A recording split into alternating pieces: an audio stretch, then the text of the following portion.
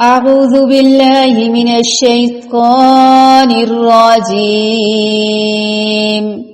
قل أرأيتم إن أخذ الله سمعكم وأبصاركم وختم على قلوبكم من إله غير الله يأتيكم به انظر كيف نصرف الآيات ثم هم يصدفون قل أرأيتكم إن أتاكم عذاب الله بغتة أو جهرة هل يهلك إلا القوم الظالمون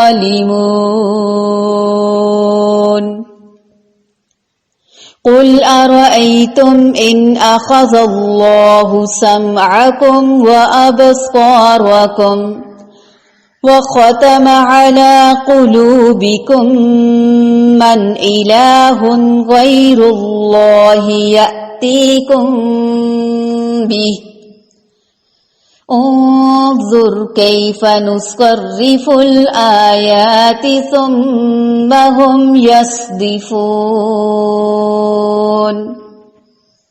قل أرأيتكم إن أتاكم عذاب الله بغتة أو جهرة هل يهلك إلا القوم الظالمون قل کہہ دیجئے ارأیتم کیا غور کیا تم نے ان اگر اخذ لے جائے اللہ تعالی سمعکم کان تمہارے وابصارکم اور آنکھیں تمہاری وختم اور وہ مہر لگا دے علی قلوبکم تمہارے دلوں پر من کون ہے الہ غیر اللہ سوائے اللہ تعالی کے یاتیکم جو لائے تمہارے پاس بھی اسے انظر دیکھو کیفا کس طرح نصرف ہم پھیر پھیر کر لاتے ہیں الآیاتی آیات کو ثم پھر ہم وہ یصدفون وہ اعراض کرتے ہیں قل کہہ دیجئے ارأیتکم کیا غور کیا تم نے ان اگر اتاکم آئے تمہارے پاس عذاب اللہ عذاب اللہ کا بغتتن اچانک او یا جہرتن اعلانیہ کھلم کھلا حل نہیں یہلکو ہلاک کیے جائیں گے الا مگر القوم وہ لوگ الظالمون جو ظالم ہیں آپ کہہ دیجئے کہ یہ بتلاؤ اگر اللہ تعالی تمہاری سماعت اور بصارت بالکل لے لے اور تمہارے دلوں پر مہر کر دے تو اللہ تعالی کے سوا اور کوئی معبود ہے کہ یہ تم کو پھر سے دے دے؟ آپ دیکھیے تو ہم کس طرح سے دلائل کو مختلف پہلوؤں سے پیش کر رہے ہیں، پھر بھی یہ اعراض کرتے ہیں۔ آپ کہہ دیجئے کہ یہ تو بتلاؤ اگر تم پر اللہ تعالی کا عذاب آ پڑے خواہ اچانک یا اعلانیہ، تو کیا بجز ظالم لوگوں کے اور بھی کوئی ہلاک کیا جائے گا؟ آنکھیں، کان اور دل یہ انسان کے نہایت اہم ترین اعضاء ہیں۔ اللہ تعالی فرما رہا ہے کہ اگر وہ چاہے تو ان کی وہ خصوصیات سلب کر لے جو اللہ نے ان کے اندر رکھی ہیں، یعنی سننے، دیکھنے اور سمجھنے کی صلاحیتیں۔ جس طرح کافروں کے یہ اعضاء ان خصوصیات سے محروم ہیں جس طرح کے مومنوں کی ہیں، یا اگر وہ چاہے تو اعضاء کو ویسے ہی ختم کر دے، یعنی ایک تو بصیرت والی اعضاء کی پختگی ہے نا، آنکھوں کا دیکھنا، عام دیکھنا اور اللہ کی نظر سے دیکھنا، اللہ کی پسندیدگی کے مطابق دیکھنا، سننا، محسوس کرنا، یا اگر اللہ چاہے تو اعضاء کو ویسے ہی ختم کر دے کہ بالکل ہی نظر نہ آئے، بالکل ہی سنائی نہ دے، گونگے بہرے ہو جائیں ہم، وہ دونوں ہی باتوں پر قادر ہے، اس کی گرفت سے کوئی نہیں بچ سکتا مگر یہ کہ وہ خود کسی کو بچانا چاہے۔ آیات کو مختلف پہلوؤں سے پیش کرنے کا مطلب ہے کبھی انذار تو کبھی تبشیر، اور ترغیب و ترہیب کے ذریعے سے اور کبھی کسی اور ذریعے سے۔ ہر طریقے سے اللہ نے ہمیں سمجھایا۔ باغتتاً اچانک بے خبری سے مراد رات کو، جہرتاً خبردار کر کے دن کے وقت، جیسے بہت جگہوں پر اللہ تعالیٰ نے فرمایا اور سورۃ یونس میں بھی فرمایا بیاتاً او نہاراً، دن کو عذاب آ جائے یا رات کو، یا پھر بغتتاً وہ عذاب ہے جو اچانک بغیر تمہید کے اور مقدمات کے آ جائے، اور جہرتاً وہ عذاب جو تمہید اور مقدمات کے بعد آئے۔ یہ عذاب جو قوموں کی ہلاکت کے لیے آتا ہے ان پر ہی آتا ہے جو ظالم قومیں ہوتی ہیں، جو ظلم کرتے ہیں، کفر و طغیان، سرکشی، نافرمانی، حدود کو تجاوز کر جانا۔ اللہ تعالیٰ کا انداز، اے محمد صلی اللہ علیہ وآلہ وسلم، ان سے کہیے کہ کبھی تم نے یہ بھی سوچا اگر اللہ تعالیٰ تمہاری بینائی اور سماعت تم سے چھین لے؟ کئی لوگ بے شک بھلے چنگے دیکھ رہے ہوتے ہیں اور اچانک ان کی نظر کمزور ہو جاتی ہے، یہاں تک کہ دیکھ نہیں سکتے، بالکل ختم ہو جاتی ہے، سنائی نہیں دیتا۔ تو یہ ہمارے لیے غور و فکر کا مقام ہے، اور تمہارے دلوں پر مہر کر دے، سٹیمپڈ کر دے، سیلڈ کر دے، تو اللہ کے سوا کون ہے، کون الہ ہے جو یہ قوتیں تمہیں واپس دلا دے؟ دیکھیے اپنے ہاتھوں کی طرف، چھو کر دیکھیں اپنے کانوں کو، اپنی آنکھوں کو، یہ سب کچھ اللہ تعالیٰ کا دیا ہوا ہے، ان کا مالک اللہ ہے۔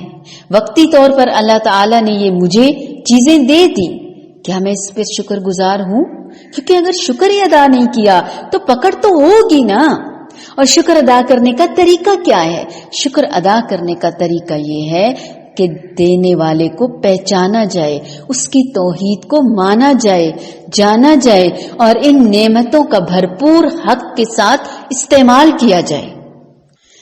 اگر اب تک ہم نے جتنی آیات پڑھی ہیں ان سب کا ایک نظر سرسری سا جائزہ لیں تو اللہ تعالی نے دنیا کو نافرمانی اور سرکشی میں غرق، دنیا غرق ہے نا، نافرمانی کر رہی ہے نا، اللہ نے انہیں ڈھیل دی ہے، لیکن اللہ تعالیٰ نے رحم و کرم کا شیوا اپنے اوپر لازم کر لیا ہے، اسی لیے وہ نافرمانیوں اور سرکشیوں پر فوراً نہیں پکڑتا۔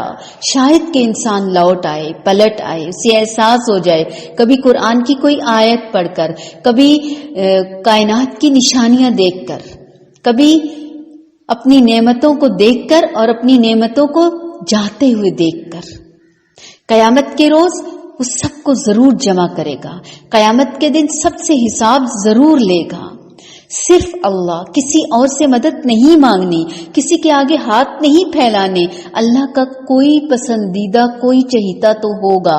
ہم لوگ کہتے ہیں استغفر اللہ، توحید کا یہاں بار بار نہایت وضاحت کے ساتھ، اللہ کے سوا کوئی معبود نہیں، ہر شے کا مالک اللہ ہے، وہی سب کچھ سنتا ہے، وہی جانتا ہے براہ راست، اسے سنانے کے لیے کہیں جانا نہیں پڑتا، لمبی کہانی نہیں بتانی پڑتی۔ مثلا یہ کہ میرا ایک شوہر ہے، میرے 6 بچے ہیں، 4 بہن بھائی ہیں، فلاں کا فلاں مسئلہ ہے، نہیں، اسے پتہ ہے۔ ہم ڈاکٹر کے پاس جاتے ہیں، بتانا پڑتا ہے، کونسلر کے پاس جاتے ہیں، تمہید کے ساتھ بات کرنی پڑتی ہے، ایک دم سے سمجھ نہیں آتی، لیکن اللہ کو پہلے سے ہی بن کہے سب کچھ پتا ہے۔ وہ زمین و آسمان کا خالق ہے، مالک ہے، اس جیسا کون ہو سکتا ہے؟ کوئی بھی نہیں۔ وہ روزی دیتا ہے، وہ لے بھی لیتا ہے، وہ چڑھاوے نہیں مانگتا تم سے، مفت میں دعائیں سنتا ہے اور قبول کرتا ہے، وہ کوئی نقصان نہیں دیتا۔ اللہ اکبر۔ اگر وہ کوئی نقصان دے دے تو کوئی بچانے والا نہیں، وہ نفع دینا چاہے تو کوئی روکنے والا نہیں، وہ بندوں پر ہماگیر مکمل اختیار رکھے ہوئے ہے، اس کے ساتھ شریک ٹھہرا کر جائیں گے کہاں؟ موت کے وقت سارے شرک بھول جائیں گے، صرف اللہ یاد آئے گا۔ اپنے خالق کو ماننا ہے، پہچاننا ہے، ہم اس کے محتاج ہیں۔ انشاءاللہ ہم اس کو پہچانیں گے قرآن کے ذریعے۔ آج لوگ کہتے ہیں 21ویں صدی میں اسلام کیسے چل سکتا ہے؟ نعوذ باللہ، یہ 1400 سال پرانی باتیں ہیں، جدید دور میں پرانے زمانے کی باتیں نہ کریں۔ استغفر اللہ، ہر دور ہی جدید ہوا کرتا ہے اپنے اپنے وقت میں۔ یہ زوم نمرود کو بھی تھا، فرعون کو بھی تھا، ابو جہل اور ابو لہب کو بھی تھا۔ اس لیے انہوں نے کہا جب وہ تمہارے پاس آ کر جھگڑتے ہیں تو ان میں سے جن لوگوں نے انکار کا فیصلہ کر لیا وہ یہی کہتے ہیں کہ یہ ایک داستان ہے، اس کے سوا کچھ بھی نہیں، یہ تو پہلے وقتوں کی کہانیاں ہیں۔ اس کے بعد آیات نازل ہوتی گئیں۔ ہم ایک ایک آیت کیوں پڑھ رہے ہیں؟